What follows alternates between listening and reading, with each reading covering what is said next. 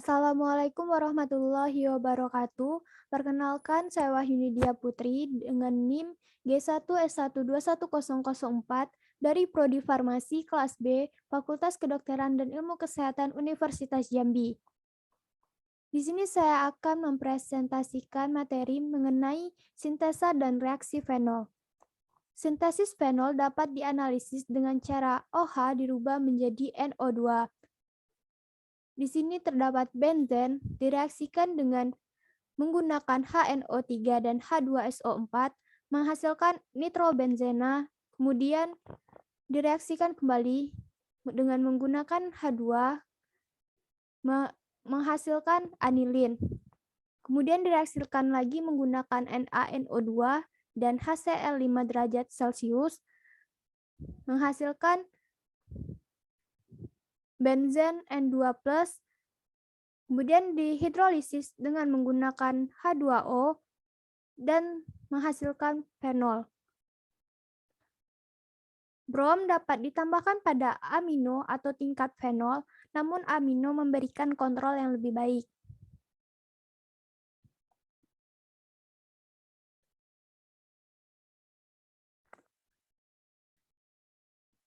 Eter. Senyawa kimia yang memiliki gugus eter atau atom oksigen yang diikat dua substituen atau alkil atau aril. Gugus fungsional dari eter disebut gugus fungsi alkoksi atau RO atau fenoksi ARO. Biasanya dipakai sebagai pelarut dan obat bius. Molekul eter tidak dapat membentuk ikatan hidrogen sehingga titik didihnya rendah. Dikenal sebagai anestetik umum. Reaksi senyawa eter. Terdapat 5 reaksi senyawa eter. Yang pertama, reaksi senyawa eter dengan asam halida, reaksi epoksidasi dengan senyawa alkena, reaksi epoksidasi dengan senyawa asam, reaksi epoksida dengan asam halida, dan yang terakhir reaksi epoksida dengan reagen Grignard. Untuk yang pertama, reaksi senyawa eter dengan asam halida. Di sini terdapat mekanisme reaksi eter dengan asam iodida. Yang kedua, reaksi epoksidasi dengan senyawa alkena. Di sini ada mekanisme reaksi epoksidasi senyawa alkena, di mana di sini terdapat alkena dan peroksida, kemudian menghasilkan epoksida ditambah asam karboksilat dan menghasilkan glikol. Yang ketiga, reaksi epoksidasi dengan senyawa asam. Ini terdapat reaksi epoksidasi siklis dengan asam dalam pelarut metanol. Yang keempat, reaksi epoksida dengan asam halida. Di sini terdapat mekanisme reaksi epoksida dengan asam halida. Yang terakhir, reaksi epoksida dengan reagen Grignard.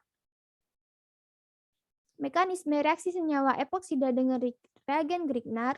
Di sini ada reagen Grignard dan etilen oksida, kemudian direaksikan dengan menggunakan dietil eter dan H3O+, menghasilkan alkohol primer. Sintesis senyawa eter. Pembuatan senyawa eter dapat dilakukan dalam laboratorium maupun dalam industri. Eter sederhana biasanya dapat disintesis dalam industri, misalnya senyawa dimetil eter, dietil eter, diisopropil eter, dan dibutil eter dengan cara mereaksikan alkohol dengan asam sulfat melalui reaksi dehidrasi.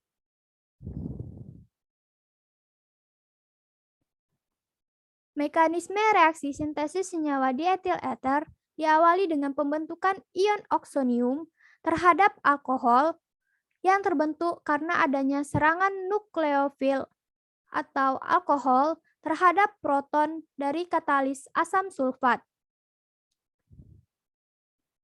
Mekanisme reaksi umum sintesis senyawa eter. Di sini ada ion oksonium direaksikan dengan menggunakan katalis SN2, kemudian bentuk ion dialkil oksonium. Reaksi kondensasi lain, senyawa 1-butanol dengan katalis asam sulfat pada suhu 130 derajat Celcius menghasilkan senyawa dibutil eter 60% dan H2O. Reaksi merupakan reaksi yang dapat digunakan dalam pembuatan senyawa dibutil eter secara komersial. Dalam industri dietil eter dibuat dari etanol dengan katalis Al2O3 pada suhu sekitar 300 derajat Celcius menghasilkan dietil eter dan H2O.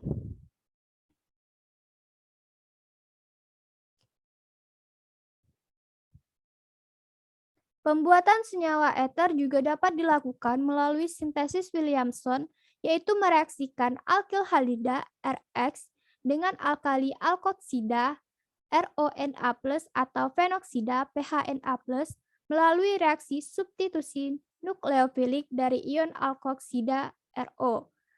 Alkil halida yang mempunyai muatan parsial positif. Eter siklis dapat disintesis dari alkanadiol dengan bantuan katalis asam sulfat panas. Pembuatan eter siklis tersebut dapat dibuat dari alkanadiol primer, sekunder, maupun tersier.